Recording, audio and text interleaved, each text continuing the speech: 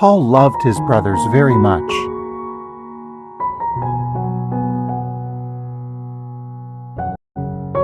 The Apostle Paul is an excellent example of someone who knew how to build up his fellow believers. He had empathy for them. Let us see how we can imitate him and thus build up our brothers and sisters today. Philippians 1:10 says, "That you may make sure of the more important things, so that you may be flawless and not stumbling others up to the day of Christ." Paul loved his brothers very much. He was no stranger to hardship. Thus, he could show compassion and empathy for fellow believers when they were going through trials. One time, Paul ran out of funds and had to find work to support himself and his companions.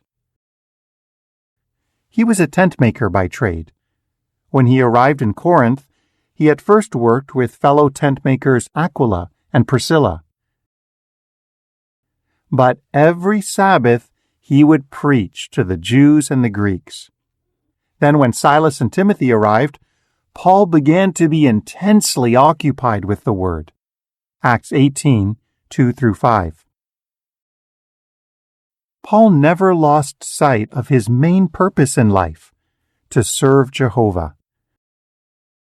Hard-working Paul was in a good position to encourage his brothers and sisters. He reminded them not to allow the pressures of life and the need to provide for the family to cause them to neglect the more important things, all aspects of Jehovah's worship. Philippians 1:10. What do you feel are some of the more important things in life? The picture caption reads, "If you fill a bucket with sand and try to add rocks, the rocks will not fit. If you put the rocks in first, you will have room to add most of the sand." Similarly, if you put the more important things first in your life, you will be able to accomplish them and still have time for other things.